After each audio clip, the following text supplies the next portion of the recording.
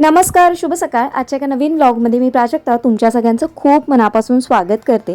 तर आमच्याकडे ना एक गोष्ट ठरलेली असते, संध्याकाळी जेव्हा माझं रुटीन जे काही संध्याकाळचं ऑफिसमधनं आल्यानंतर चालू होतं ना, त्याच्यामध्ये चहा हा मेन पॉईंट आहे. म्हणजे भले जेवणाला उशीर झाला तरी चालेल, पण चहा मात्र टायमिंगवर मिळालाच पाहिजे. तर सर्वात आधी ना मी इथे सचिनसाठी चहा ठेवून घेते बघा. तर आणि ना आज मी तुमच्याबरोबर काही गोष्टी शेअर करणार आहे की ज्या किचन रिलेटेड आहेत.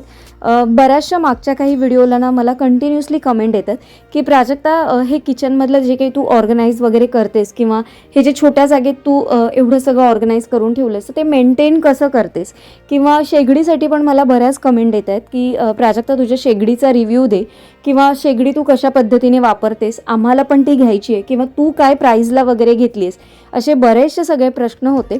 तर म्हटलं आजच्या व्लॉगमधनं तुम्हाला या सगळ्या प्रश्नांची उत्तरं देते, कारण सारखे सारखे तेच रिपीट्स कमेंट्स येतात आणि प्रत्येक गोष्ट मी काही कमेंटमधनं तुम्हाला आन्सर देऊ शकत नाही.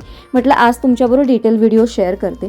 तर गुरुवारच्या पूजेसाठी जी समई वापरलेला ज्या समई वापरलेला ना, तर शुक्रवारी आपण उद्यापन म्हणते, शुक्रवारी पूजेचा मान जो आपण उचललेला, तर मला शुक्रवारी वेळ नव्हता मिळाला संध्याकाळी आल्यावर. मग शनिवारी आल्यानंतर ना हे सगळं आवरायचं मी ठरवून घेतलं.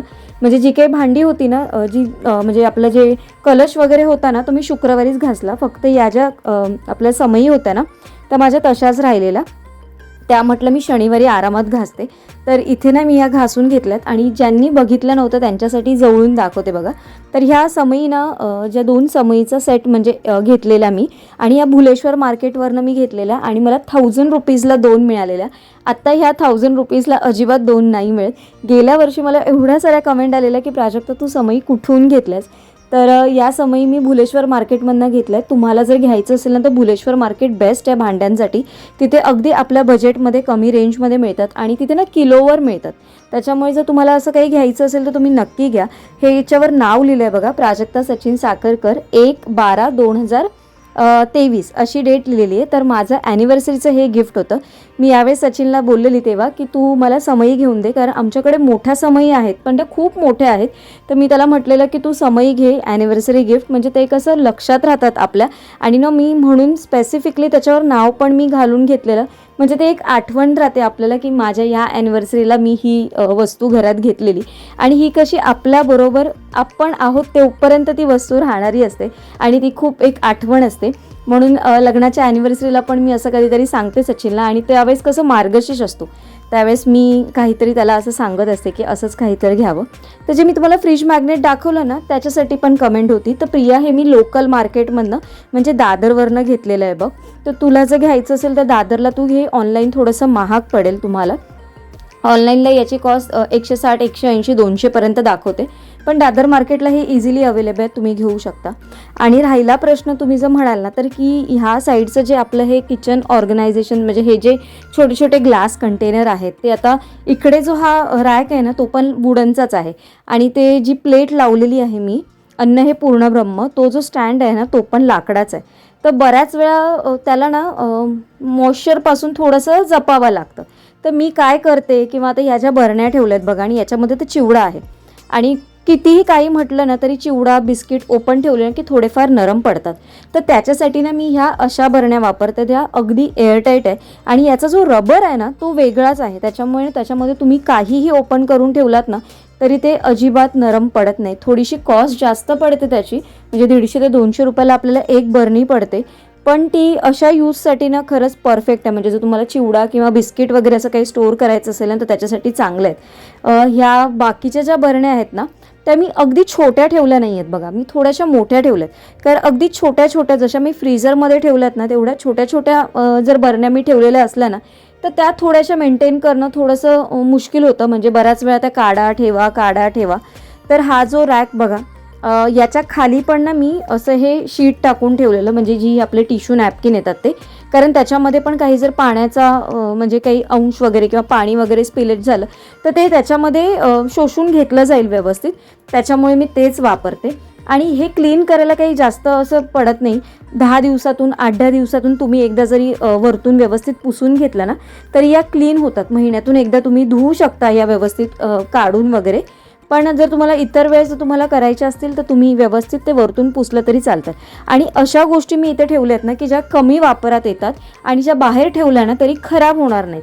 तर अशाच वस्तू मी इथे या किचनच्या रॅकवर ठेवल्या. तर चला आता या शेगडीबद्दल सांगते. तर आपली ही जी काही शेगडी आहे ना तर ही मी 5,500ला घेतलेली आहे. आत्ता ती ऑफरमध्ये तुम्हाला फार कमीमध्ये मिळते.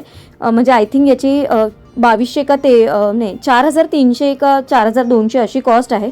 पण मी 5,500ला ही म्हणजे शेगडी बुक केलेली ऑनलाईनमध्ये. दिवाळीच्या थोडंसं आधी, दिवाळीच्या नंतर घेतलेली मी ही. आणि आता याचं रेट बऱ्यापैकी कमी झालं. तुम्हाला घ्यायची असेल तर तुम्ही नक्की घेऊ शकता. रिव्ह्यू याचा तर तुम्ही म्हणाल ना की याची जी ही बॉडी आहे ना ही स्टेनलेस स्टीलची असल्यामुळे ना याचं क्लिनिंग जेव्हा तुम्हाला करायचं असेल ना तर तो असे स्क्रबर वापरून चालणार नाही. तुम्हाला ना कपड्याने किंवा जसे टिश्यू रोल असतात त्याने तुम्हाला याला क्लीन करावं लागेल. किंवा जे आपले दुसरे टिश्यू पेपर येतात कागदासारखे वगैरे ना त्याने तुम्हाला हे जर क्लीन केलात ना तर ती व्यवस्थित क्लीन होते. नाही तर ती अजिबात क्लीन दिसत नाही. त्याच्यावरनं थोडेसे पाण्याचे डाग दिसतात. त्याच्यानंतर मी या 4ही शेगडीचा वापर कसा करते. तर बऱ्याच वेळा मला पण हा प्रश्न होता की मागे पुढे कशी भांडी राहतील. तर सर्वात छोटं जे भांडं मी पाठीमागे ठेवलं ना याच्यामध्ये माझा गोडाचा पदार्थ असतो. तर त्याच्यामध्ये मोस्ट ऑफला खीर बनवली जाते. आणि कधी हलव्या जरी तुम्ही म्हटला तरी त्याला काही खूप जास्त असं हलवायला लागत नाही आपल्याला. म्हणून मी तो मागच्या मागे साईडला ठेवते. कुकर नेहमी मी या गॅसवरच म्हणजे इथेच शिटी करते. कारण काय होतं ना जेव्हा त्याच्या कुकरची शिटी होते ना तर ती वाफ आहे ना समोरच्या टाईल्सवरच जाते. कारण मग ती मी जर साईडच्या इथे ठेवली ना तर ती सगळी वाफ आहे ना त्या आपला जो रॅक आहे ना त्याच्यावर जाईल. मग तिथे तो रॅक खराब होईल. त्याच्यामुळे मी कुकर नेहमी या साईडला लावते. आणि कधी कधी काय होतं भांडं काढता घेताना वगैरे ना कुकरचा चटका खूप जास्त लागतं ते ॲल्युमिनियमचं असल्यामुळे. म्हणून मी ते एकदा मागे साईडला ठेवते. त्याच्यामुळे ते साईडला ना आपापल्या शिट्या होत राहतात. भाजी मी समोर टाकून ठेवते कारण ती सारखी ढवळायला लागते. आणि त्याचा गॅसचा फ्लेम आहे ना थोडासा आपल्याला कमीच लागतो मीडियम. म्हणून मी ती पुढे ठेवली आहे बघा. आणि साईडच्या याच्यावर मी मोठासा पॅन ठेवतो ज्याच्यामध्ये तुम्हाला काही फ्राय करायचं असेल किंवा चपात्या वगैरे करायच्या असतील ना तर मी त्या ह्याच्यावर ठेवते. कारण त्याच्यासाठी गॅस थोडासा आपल्याला मोठा लागतो. तर अशा पद्धतीने ना तुम्ही एका वेळेस 4 भांडी ठेवून आरामात याच्यामध्ये स्वयंपाक करू शकता. काही तसा प्रॉब्लेम नाही. फक्त तुम्हाला जर मोठ्या क्वांटिटीमध्ये जर काही करायचं असेल ना तर मात्र थोडासा मागचा आणि पुढचा राहणार नाही. तुम्हाला एका ठिकाणी मोठं आणि एका ठिकाणी छोटं, एका ठिकाणी छोटं आणि एका ठिकाणी मोठं असं तुम्हाला याच्यामध्ये भांडी ठेवावे लागतील. याच्यासाठी ना एक गोष्ट अजून एक आहे. याच्यावर जेव्हा आपण 4ही पदार्थ एकत्र शिजवतो ना तर याच्यामध्ये ना खालून खूप एक म्हणजे ना वाफ त्याची जी असते ना वरती शिजतात ना त्याची वाफ ना पूर्णपणे खाली जाते आणि खालचा जो प्लॅटफॉर्म आहे ना पूर्ण ओला होऊन जातो. तर त्याच्यासाठी तुम्ही ना याला जाळी म्हणजे काय बोलतात ते छोटे असे जे साईडचे जे पाय असतात ना त्याच्यासाठी साईडचं काहीतरी थोडंसं उंच होण्यासाठी जर मिळत असेल ना तर ते तुम्ही लावून घेऊ शकता जर तुम्हाला ही शेगडी घ्यायची असेल तर. तर त्याच्यामुळे काय होतं ना खालून हवा मोकळी होते आणि ते ना पाणी जे मॉइश्चर असतं ते पाणी खूप जास्त सुटणार नाही याच्यामध्ये. तर तो एक गोष्ट आहे. आता मला पण ते ऑनलाईन मागवायचे आहेत पण मी अजून काही ते ऑनलाईन मागवलेले नाही आहेत. तर जसं जमेल तसं मी म्हणजे बघते थोडंसं सर्चमध्ये आहे मी. पण जसं जमेल तसं लवकरात लवकर ते ऑनलाईन मागवेन म्हणजे छान अशी ती शेगडीचा पूर्णपणे उपयोग करता येईल. पण माझं म्हणाल तर माझा तर बऱ्यापैकी वेळ म्हणजे वाचतो आहे या सगळ्यामधनं. असं नाही आहे की म्हणजे खूपच असं म्हणजे जसं अगोदर होतं तसंच असं नाही आहे. माझा बऱ्यापैकी याच्याने वेळ वाचला जातो आहे. तर माझ्यामध्ये मी थोडक्यात तुम्हाला शेगडीबद्दलचा रिव्ह्यू दिलेला आहे. आणि अजून एक गोष्ट जी मला 2दा-3दा कमेंट आलेली, आय थिंक 2दा आलेली. तर त्यांचा असा प्रश्न होता की त्यांनी ही शेगडी सेम अशी ऑर्डर केलेली ऑनलाईन आणि त्या जेव्हा ऑन करत होत्या ना तेव्हा त्याच्यामधनं आवाज येत होता. तर माझं पण तसंच होत होतं. त्यांनी मला विचारलेलं तर मी त्यांना कमेंट केलेली, आन्सर केलेलं की हो मला पण आवाज येत होता. 3-4 दिवस आल्यानंतर कमी झालं. तर तो आवाज कसला होता ना हे जे बर्नर आहेत ना हे ब्रासचे आहेत आणि ना ते जसे जसे गरम होत होते ना कारण याच्यावर म्हणजे पहिल्यांदा नवीन ते बर्नर जेव्हा गरम होत होते ना तेव्हा त्याच्यातनं कट कट कट कट असा एक आवाज यायचा. आणि मग मी तो गॅस ऑफ केला ना की बंद व्हायचा. मला पण थोडीशी भीती वाटलेली जेव्हा सुरुवातीला 1-2 दिवस असा आवाज यायचा. तर मी पण सचिनला बोलली की अरे खूप म्हणजे असा आवाज का येतोय. कारण ना मी जेव्हा छोटे बर्नर ऑन करत होते तेव्हा येत नव्हता. कारण मोस्ट ऑफ जास्त कसं सकाळची चपाती असायची आणि संध्याकाळचं पण भाजी पण मी इथेच करायची. तर त्याच्यामुळे त्याच्यावर खूप जास्त आवाज येत होता. मग नंतर मग जसं जसं म्हणजे दिवस जसे जसे गेले ना, एक 4-5 दिवस गेले, त्याचा जो आवाज म्हणजे निघून गेला. तर मग तेच होतं की हे जसे बर्नर गरम होत आहेत ना, म्हणजे माझ्यानुसार तरी ते बर्नर जसे जसे गरम होत होतात ना, तसे तसे त्याच्यातनं आवाज येत होता, कटकट कटकट. पण जसं तुम्ही वापराल तसं तसं कमी होत जाईल माझ्या मते. तर मला वाटतं की तुम्ही कमेंट करून पण आता 4-5 दिवस झाले असतील, तर तुमचा आवाज तो कमी झालाय की नाही मला नक्की कमेंट करून सांगा. आणि आशा करते आजच्या व्हिडिओमधनं थोडीशी बेसिक माहिती पण मी दिली आहे. म्हणजे तुम्हाला आपल्या ज्या कोणी मैत्रिणी असेल त्यांना ह्या शेगडीबद्दलची जी काही माहिती हवी होती ती मी दिली आहे. त्याच्या व्यतिरिक्त अजून काही प्रश्न असतील तर मला नक्की कमेंट करून विचारा. कारण मी पण अजून वापरून आय थिंक 1 महिना पूर्ण असेल नसेल झाला. त्याच्यामुळे तरी पण जे मला कळलं माझ्या अनुभवानुसार किंवा जे काही आपण डेली वापरतो त्याच्यानुसार ते मी सगळं तुमच्याबरोबर शेअर केलंय. तुम्हाला जर घ्यायचं असेल तर प्रोडक्ट नक्की वरती टॅग करेन, पण घ्यायचं असेल तर घ्या. खूप चांगली डील आहे. कारण मला 5,500ला मिळाला आणि तुम्हाला 4,200 किंवा 300ला मिळतं, तर खरंच 1,000 रुपये कमी आहे त्याची कॉस्ट. छान आहे, मला तर वाटलं. तुम्हाला घ्यायची असेल तर नक्की घ्या. तर चला आजच्या याच नोटवर आजचा व्हिडिओ मी इथेच एंड करते. आज सॅटर्डे असल्यामुळे थोडंसं निवांत आहे. उद्या थोडीशी तयारी करायची आहे ब्लॉगची.